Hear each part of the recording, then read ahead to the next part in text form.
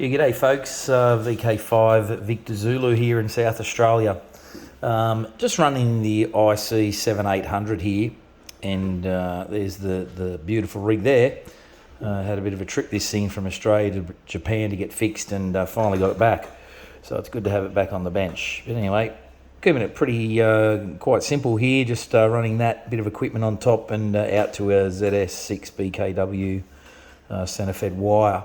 Anyway, a little while ago, someone on the Facebook ic7800 page was asking about interfacing a few different PC programs with the radio. So I'm going to try and make a bit of a video here. It may be a bit long-winded, so I might have to split it up across a couple of videos.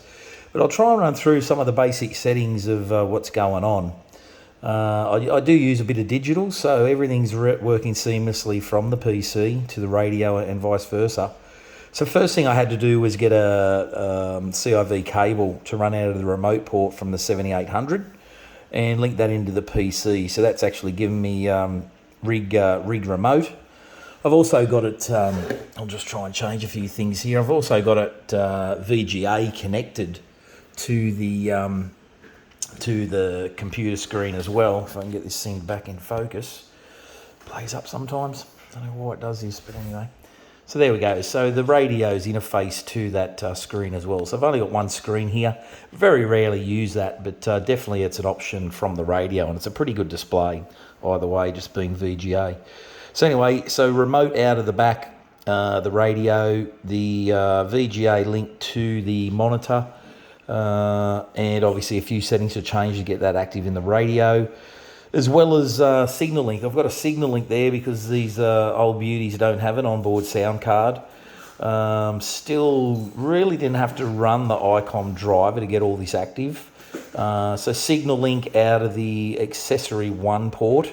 So there is like an inbuilt card for Signalink that you can buy for the 7800, which is just a drop-in interface to get all the pins right inside that inside the Signalink box. And then obviously the cabling from Signalink back to the radio accessory port. Sorry about that, I just had to hunt the dog out the back because he sort of started having a blue with the cat. So anyway, he's disappeared now. Anyway, so I'll cut across to here. So not too much to talk about the radio, because I think anyone with these radios sort of knows a little bit how all the jacks and all that stuff work on the back. So obviously got it running through a tuner just for the wire antenna. Has got an inbuilt tuner, does work on 40, does work on 20 with my wire. Other bands a little bit touch and go. No 6 meters here as an antenna setup. So anyway, I'll cut across and I'll look at some of the main settings of PC programs that I'm running. So I'll get rid of this monitor.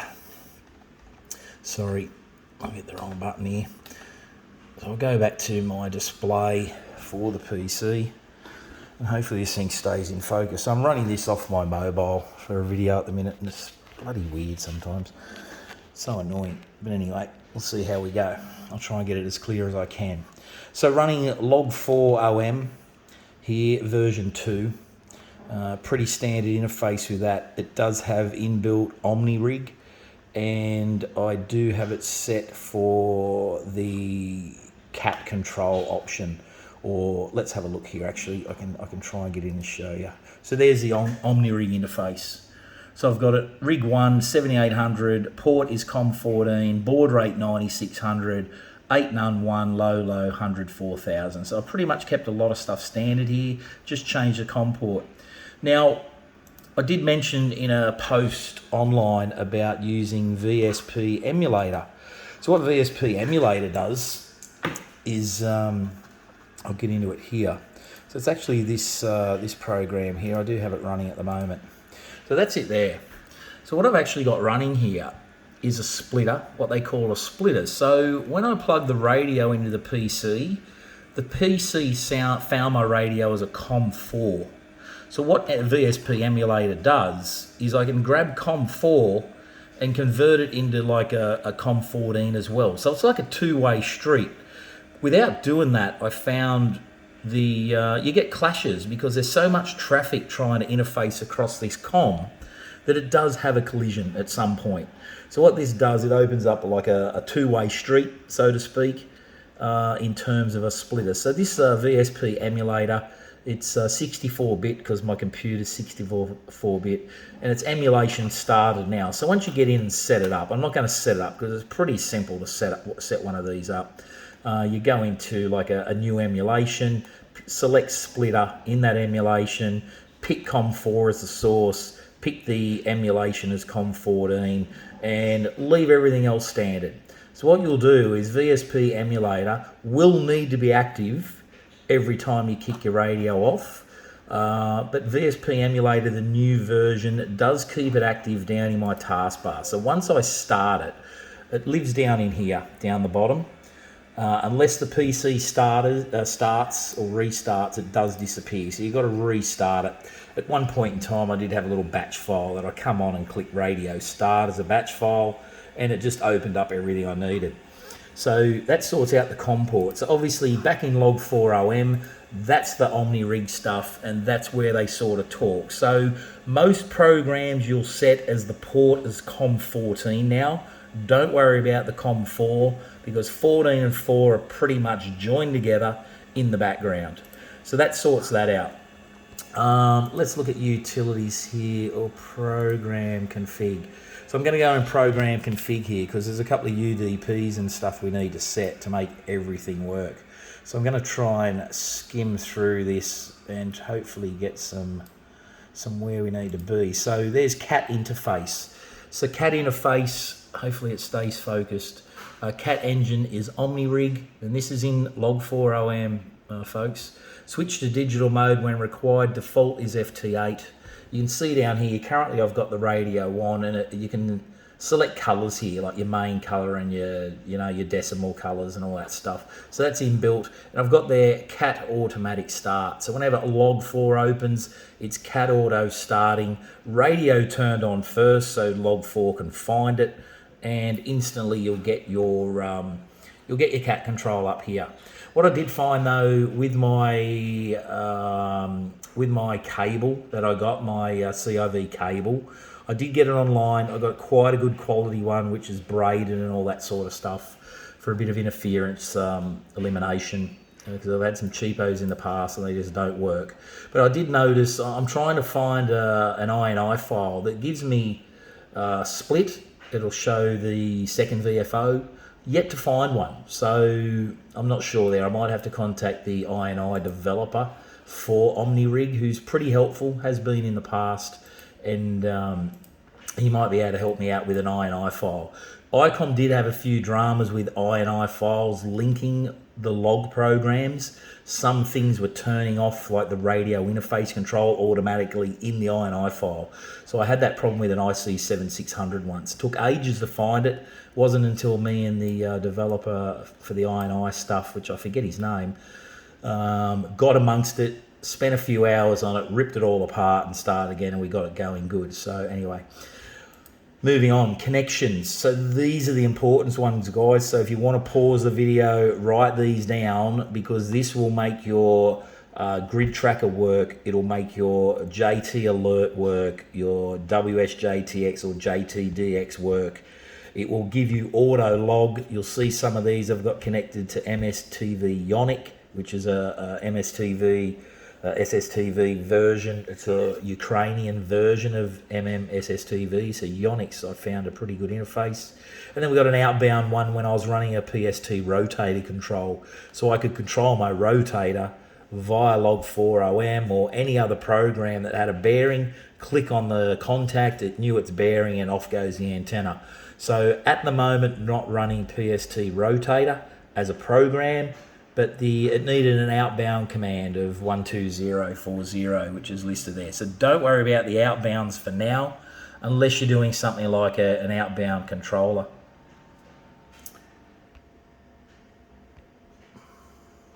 Don't know what happened then. I think I got a phone call come in, but anyway, it's still running.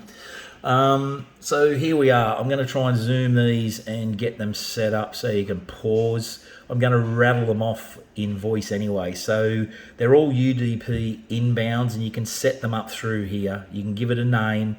You can set up the service type. So on a drop down, it tells you what service you can add.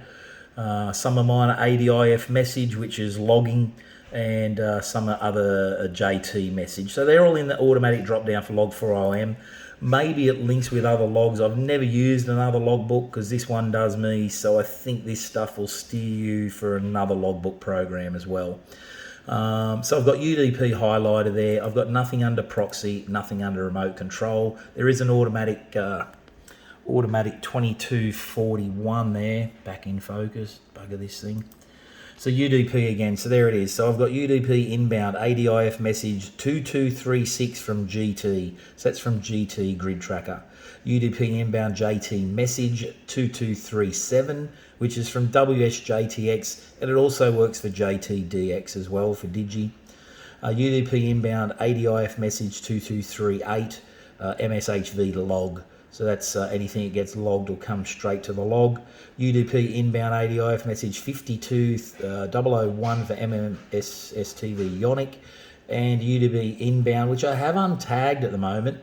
Don't know why I did that. I think I was getting a double up. I think when jtalert was logging from that final Roger 73 command, I was getting a double up in my logbook. So turning that off fixed the problem. It still logs right now as a single. So I think that only happened recently actually. What else? Antenna rotator. Yeah, okay, I've disabled it, but I did have PST rotator running at one point. ADIF commands. Well, I've got an auto upload here. So it's an auto upload looking at my file where my logbook lives. All right. If I go down applications, WSJTX, import QSO, bugger this.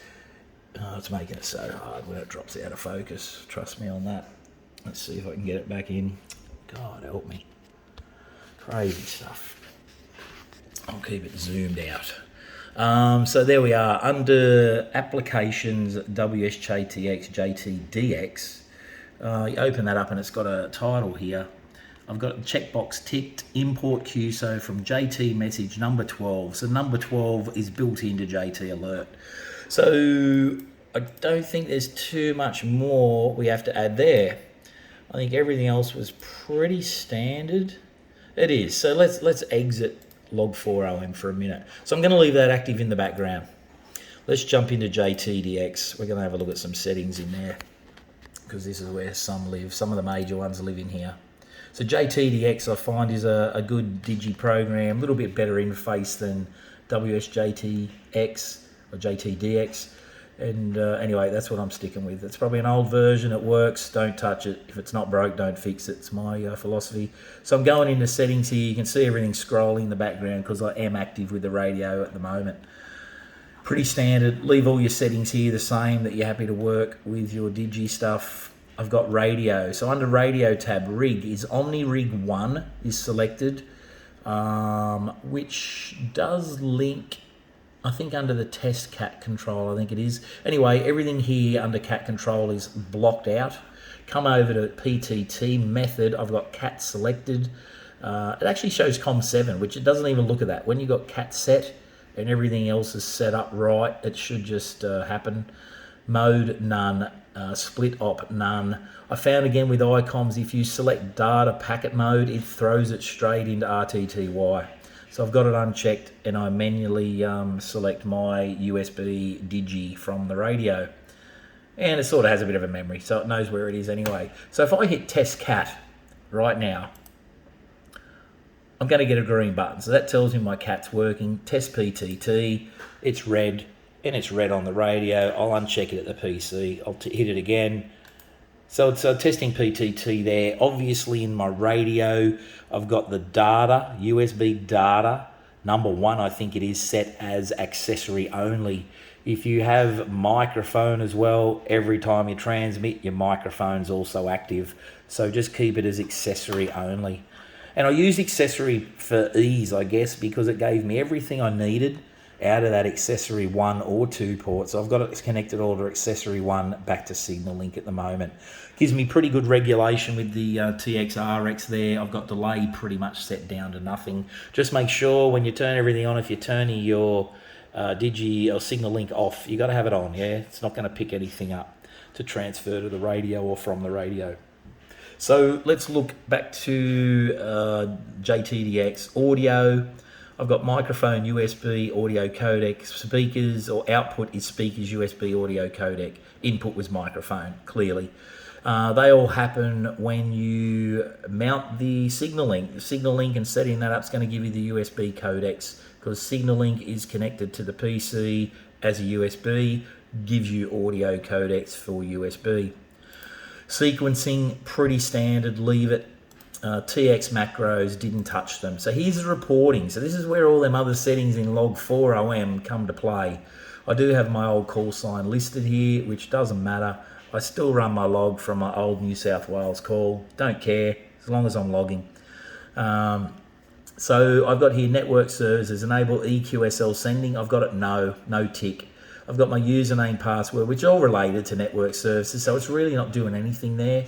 Although over here, I've got enable PSK reporter spotting ticked and enable DX Summit spotting ticked. So that's pretty standard. Go down the bottom here first before I just scan back up the top there. So primary UDP server is 127.0.0.1. And I've got accept UDP request, notify on accepted UDP request, and accepted UDP request restores window. If you notice here, I've got a 2237. That was in the list if you wrote it down from the Log4om stuff. All right. So this is how they talk to each other. Enable sending log QSO ADIF data unchecked. Prevent spotting messages with an unconfirmed call sign via UDP. That is checked, everything else unchecked. Just up the top here, this is how it logs. So sending logged QSO ADIF data. Same server, 127.0.0.1. TCP port is 2236. Second UDP 120.0.0.1. UDP port 2333. All right, so leave them active like so, and it'll be happy days. Frequencies, that's standard for the program, nothing in notification, filters, scheduler, nothing else. Advanced, nothing else. So that's all you need in jtdx. So this is where the magic happens though. Also install jtalert, which is an add-on to jtdx. I think it also works with wsjt. It's a jtalert program. This is where the magic happens. So under settings, I go down to manage settings, and this is in jtalert. If you notice up the top there already, I've got my radio active. It knows that I'm FT8, knows I'm on 20 meters, and it knows it's logging to Log4om, and number 1 is my logbook number. So I've got it listed as number 1. So I'm just going to hide that up there so we don't get confused. Miscellaneous alerts, maybe not. Gets a bit deep. I've set it and forgot. Here we go. Under logging. Logging. Last QSO, don't need it. Log before database, don't need it. So under here, Log4om version 2. So it's actually got a drop down for that. Try and get in focus again. All these lights are killing it. So I've got to enable Log4om logging under jtalert ticked. Send WSJTDX call to Log4om, yes. UDP connection 127.0.0.1, ADIF message port 2236, control port 2241. All right, I'll try and zoom them in so you can see them a bit better. A bit slow so you can capture them. 2241. Let's go to the middle here. Use SQLite, so that's a Log4om. That's something to do with the logbook itself. That's my file for my logbook. You can test it. Once you got them set, you can test to see if it's looking at it. So it definitely did. Let's have a look under applications. WSJT, JTDX. So here they are again. Every option connected. Resend WSJTDX UDP packets received only. 127.0.0.1 is the IP address. UDP port 2240. Nothing else selected underneath. Let's have a look under window, docking to codes. I don't think that's anything, but pop-up messages is a good one, I think. Oh no. So just bear with me, guys. It's I'm happy to take messages on this stuff and look for stuff that you're not following, but I think that's it. I really think that is all we need to do. Web services, it's ticked. So it's about ham spots, and jtalert can send new decodes as ham spots to hamspot.net. So keep it on. Online logs, I don't think there's any there. So you can set up a heap of stuff. I mean, I'm using this thing very, very bare bones, you know.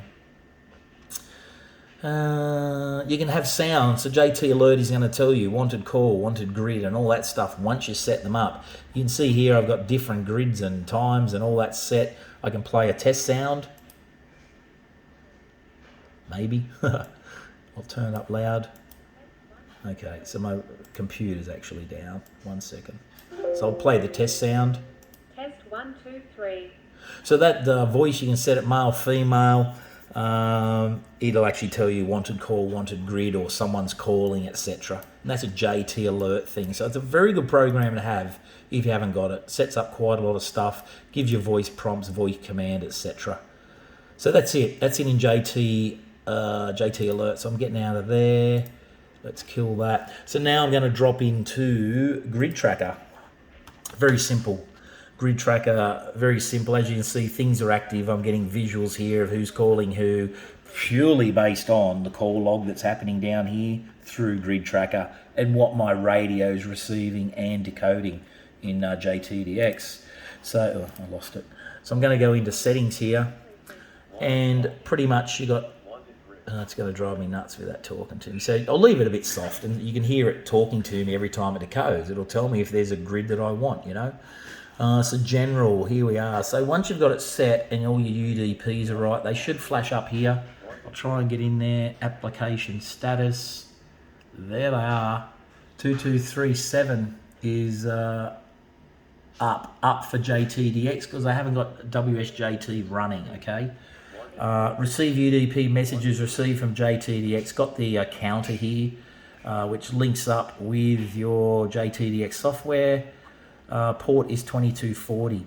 Forward UDP messages to the same address, that IP 127.001.001, and the port 2238, and I've got it enabled, okay.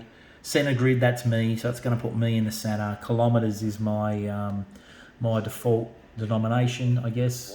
Decode traffic waterfall, yeah, so decode traffic waterfall is this little guy down here at the bottom, so handy to have.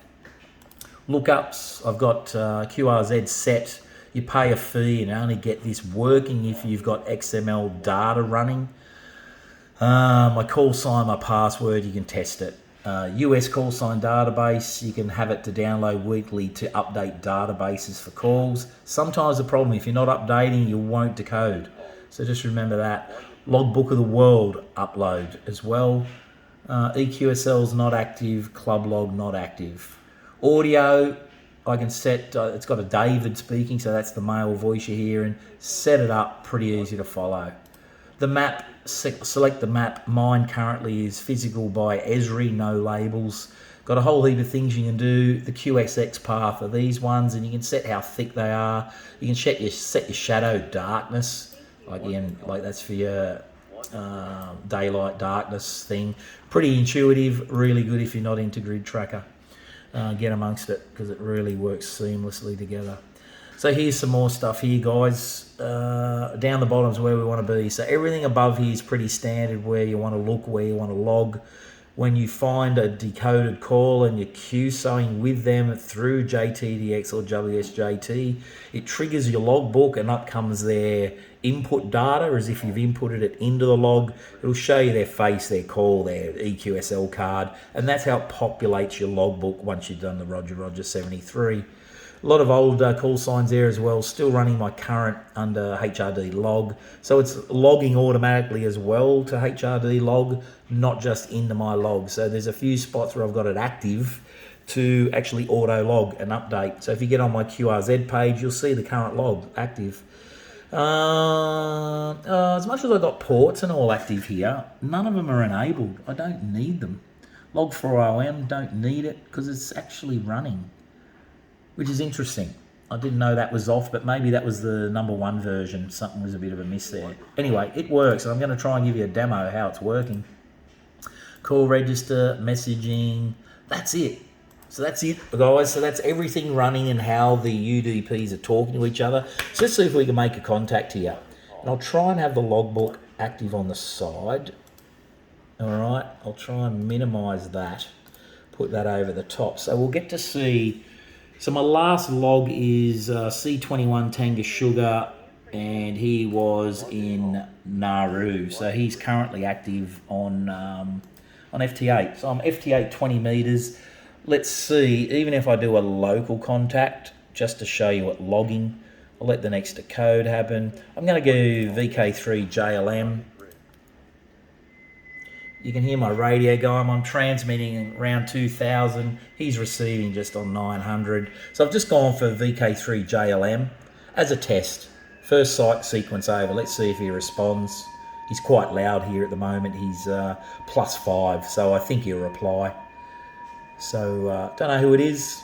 JLM, I've heard him on voice I think before, but let's see what there he is. So he's responded. I'm auto sequencing. So right now it's flagged Roger 73. It's told me I'm successfully logged it, and there it is in my logbook. All right. There's a few beeps and whistles going off. So thank you for that, VK3 JLM. I'll wait for the next sequence, and yeah, we'll see if I can get someone a bit further away. There's a couple of good contacts coming in here tonight, actually. East Kiribati, so that's good. Let's do China. We'll go for China. Bravo India 4, India Whiskey Lima. Let's see if we can contact him. So there you can see the log. I'll see if we get a response, and we'll watch that auto come in. I'll try and show you how it populates, actually. Can I see that? Yeah, so there it is there. So there's the main screen. I've put him in straight away, and there's his QSL card. Gives you everything about him on the main page in Log4om. So he didn't respond, but a JA did. But it's because I've got auto sequencing on. It's still trying to call Bravo India 4. So let's see if the next cycle happens. If Bravo India 4 doesn't contact me, I will go for the JA.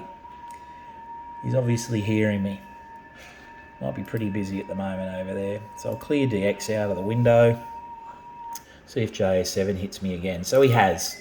So I've double-clicked JA7 FLK. I'm on TX3, which has given him the report of R minus 0.7. Obviously, I've got my monitor on the radio to hear all that. You don't need it. It's a bit annoying. So on this sequence here, it should tell us that we've hit Roger 73. As soon as I do a Roger 73, it knows the QSO's finished from my side, so it's going to log it. So there it is. He hasn't got my 73. He sent me the report again. So let's see what happens here. Has he come to my frequency? Near enough. He's bumped up towards me a little bit. So I run split. Run definitely split. So at the moment I'm TXing on 2016 hertz and receiving him on 2297. So here comes the sequence. There's his Roger 73. So it'll tell us now that we've all successfully logged it. So there it is, flash up, and there's the box that pops up from jtalert. So everything auto logs, guys. It's pretty easy. Obviously on voice comms, different story, because you still got to manually enter in to the log. But everything's intuitive here for Digi. As you can see here, USB data 1 selected. 14074 is our frequency here in Australia. So look, guys, hopefully that helps. I'm happy to take messages from it. If you want to email me, VK5 Victor as a word and Zulu as a word at gmail.com. So VK5 Victor Zulu at gmail.com. Hit me up. Name's Marty. Happy to help you out. I'm going to drop this onto YouTube, and I'll send a link on the ic7800 page. 73, guys, all the best. Merry Christmas, and I'll hopefully get you on air. And yeah, we'll maybe get something happening for you here with this seamless thing. It's really good. The icom stuff's pretty good with the CIV if you get it working. Just watch you don't get RF into your PC through your cables. If you've got to buy cables, folks, get a really good double braided one. It's going to cost you a few bucks. I could have spent $6 on a CIV cable. I went for one about $32, I think it was. Not 1 ounce of RFI getting into my radio or anywhere in that matter. And look, everything's living close. My radio, it's a 200 watt radio. I run everything about 150 at best, maybe on Digi just then about 60 watts maybe. Didn't look at the meter. But all my cables are running behind the screen, and I'm getting nothing. So everything's quite screened here at the minute. My computer lives under there. There's a whole host of cables, guys. So they're all in that mesh cable or mesh bag there. So I get nothing in terms of RFI. The screen doesn't flicker or anything. So you hear some bad stuff where people transmit and their screen goes nuts. So whack a few filters on where you have to get it happening, and hopefully you get a bit seamless and get everything working together. Just remember though, I'll reiterate, get that VSP emulator, virtual serial port emulator. I think it's a freeware software from memory. I might have paid for it once and the upgrades are free, so you might have to buy it. Worth every penny. It's an instant way to split COM ports, and I suggest it, even if it costs you a couple of bucks, do it. It's no different to XLM data from QRZ. Make sure you get that as well, because if you don't, the data won't trigger to QRZ for you, and you won't be able to look anything up through gridtracker. It won't do it. It just won't happen. You just 1 minute you got it. If you ever drop it, always look at your XML data subscription. I think it's a yearly subscription. When it drops off and it's unpaid, they lose that, and you start not getting populated information in your softwares. So anyway, guys, check it out. It's VK5VZ South Aussie. Merry Christmas again, 7 threes, and hopefully this helps you. Thanks a lot.